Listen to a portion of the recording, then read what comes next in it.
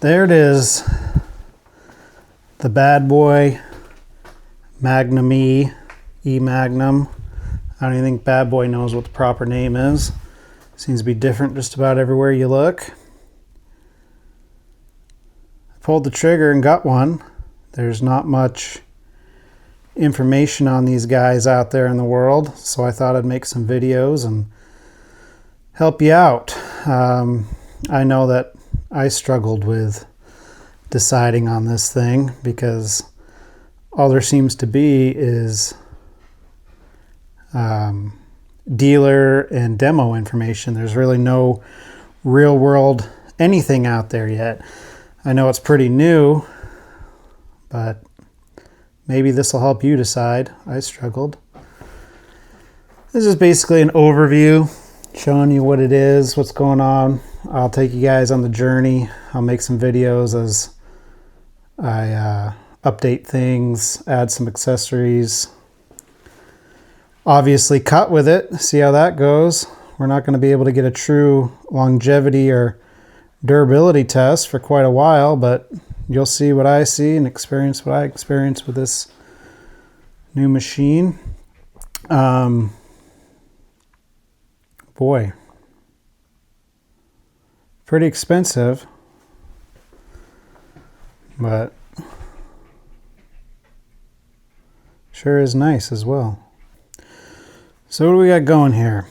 Got a 42-inch deck. It's fabricated, which is nice. It's 11 gauge steel instead of 7 gauge. Bad Boy usually does the 7 gauge. With this, they went with the 11. I don't know if that's to save weight or they don't anticipate you running it quite as hard as some of the others. It does have this additional double guarded kind of bottom lip, so that's good. And it sure does feel quite stout. You can step on this thing, getting on and off if you need to. No problem there. It's much thicker, much better built than obviously the pressed ones. It's all, like I said, fabricated, welded, like all the Bad Boy stuff. Major step up from the other electronic lawnmowers, riding ones out there. Even a lot of the gassed ones you'll find in this kind of competitive bracket. It does have some front suspension on here, and we're going to use that term quite loosely. It's basically just some, I don't know, like a rubber boot, and it's not much of one. It just kind of dampens the vibrations. I don't know if you call it really suspension. You see Zero Flex. I mean, I can get on this thing and jump up and down, and that front isn't moving at all. So maybe it'll take away some of the vibrations. It can pivot, but there is no travel on it whatsoever. Like I said, maybe take out some vibrations. Easy access in here. Easy access to what? I don't know, because we've got no belts. Look at that. No spindles, no belts. You got two independent electric motors that drive the blades. And I'm not really sure why it's so secretive as far as who manufactures, who's the OEM of these motors, especially the drivetrain back here, the ones that spin your tires. You know, like Bad Boy has no problem telling you when there's a Kohler, Kawasaki, or Briggs engine, but they're really secretive about the OEM on all their electronic motors, the batteries as well.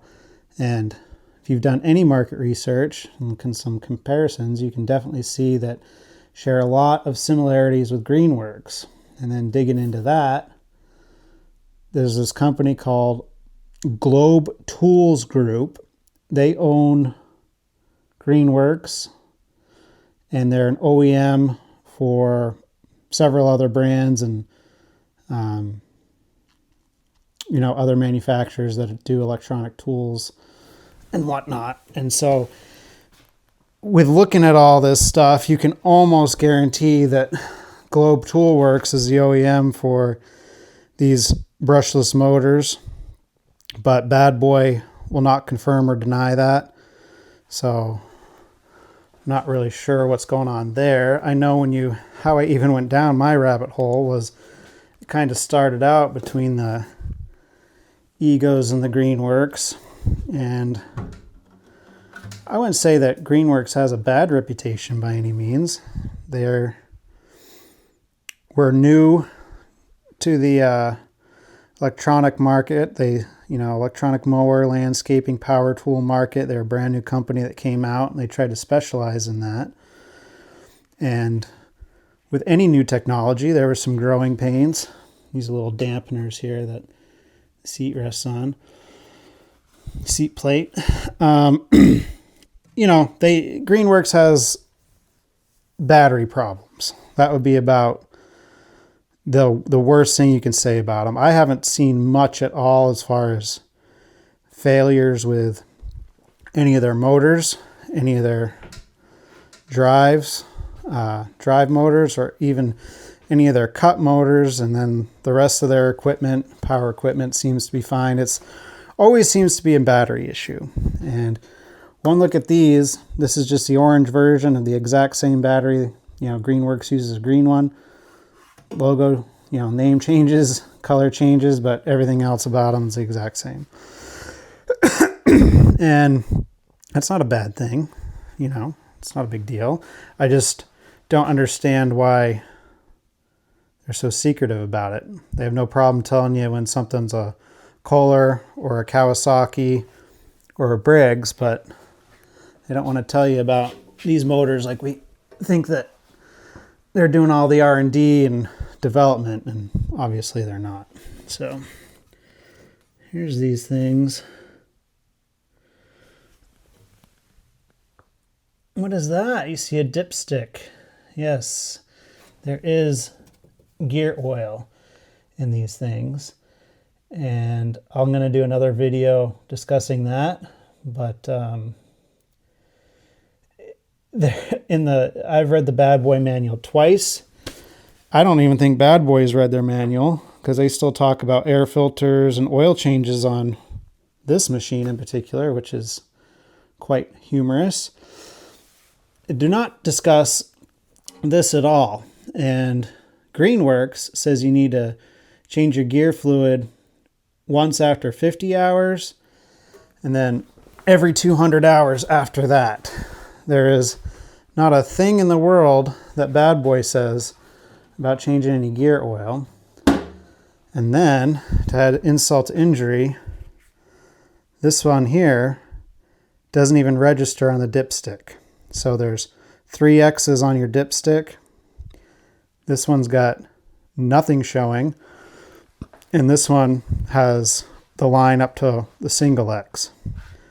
So I've got a call into my dealer trying to figure out, they're trying to work with Bad Boy. We're trying to figure out what type of gear oil goes in there. I did find what Greenworks uses.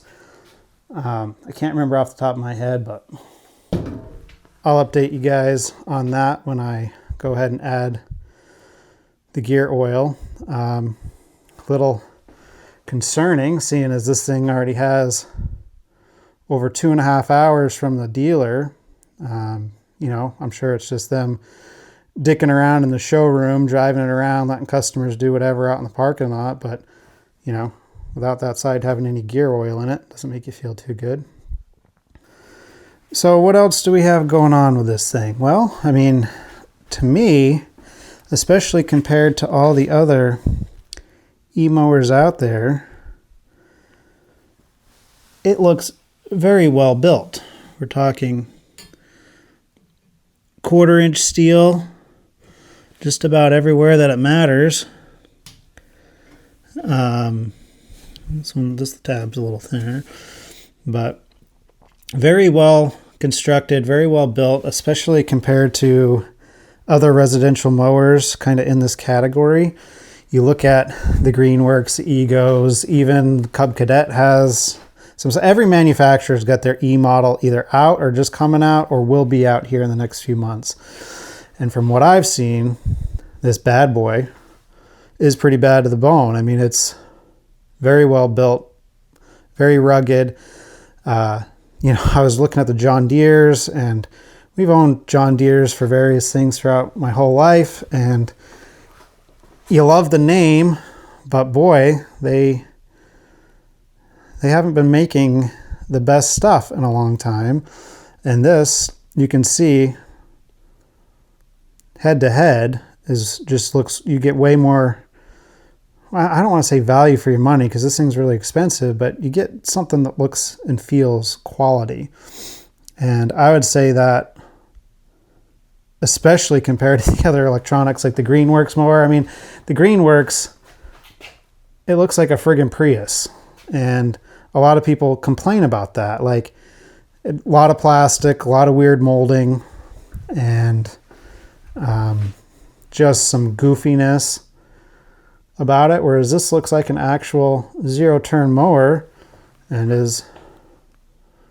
looks to be built pretty rugged like one. Time will tell. All right, here we are sitting on it. Give you some look at the controls. I am 5'11", almost 6, about 215, probably 220 really after I eat a burrito. I've got 5 inches. This comes all the way back. I'm about touching. Maybe 6 inches here. All this stuff seems pretty good. It's got, you know, these are pretty shallow, your drink holders and your cell phone holder. I wouldn't trust putting my phone in here. You'll fling it out and run it over on your next pass. That's for sure. I mean, pretty shallow. They can't be more than, you know, 3 inches, 3.5 inches deep. Foot lever, raise and lower the deck. Super easy to use. It's adjustable. You can kind of change the pitch on it down there on those bolts. You can change the angles. Pretty sure you can even swap it to this foot over here if you want to. But press in, select your height, and I believe they do it every 1/4 inch. Yeah, that's what, every 1/4 inch. And I got it set up high now for transporting. Super simple. Let's open these back up. Turn this thing on. Here, I'm not sure you guys can hear it. Some fans kick on for the batteries. So that's the only noise you have other than your blades. Obviously way quiet compared to typical mower. But you do hear some fans, which, you know, no big deal. I'd rather keep them cool, keep the batteries cool. Real simple basic menu here. This controls your speed, how fast you go. You got low, medium, high. You cannot cut in high, only medium and low. So if you try to cut in high, you just get an error, a flashy thing, and it won't let you do it. So high mode is simply for driving around the yard. You got 3 fan speeds, low, medium, and high. That's going to be one of the direct correlations as far as how much battery life you get, depending on what speed you cut on. Lights. I turned these on at dusk last night, and they actually do work. I mean, I got my other lights, shop lights going. They actually send out a pretty good beam. They send kind of a high one and a low one. So I don't anticipate ever really needing them, but you know, for those that care, pretty cool. And here's your menu. There's only three things in your menu. Errors and warnings, which hopefully you never get, but nice that you do. You got battery information. This just shows you what slots and how much is left in each one, which is very nice. And language. Select your language.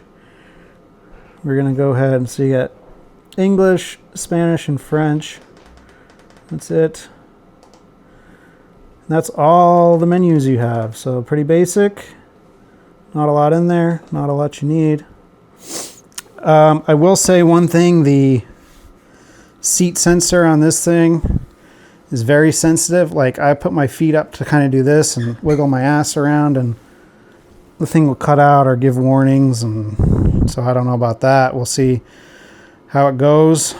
That's one thing I did notice though. It seems to be quite sensitive.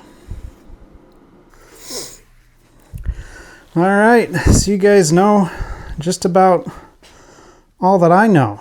I haven't even had a chance to use it yet. So, looking forward to it. I'm excited about it. It's like my little moon rover. I'm going to be doing some videos. I'm going to be adding a mulch kit. I'm going to add a suspension seat, trailer hitch. We got to put in the proper amount of gear oil. And obviously we need to use the thing and get some real world experience on it. So I'll make those videos as they happen. This is just kind of letting you see what I'm seeing. Here we go. World of electric. No more gas, no more noise, no more fumes, no more belts, no more spark plugs, no more bad gas. See how she does.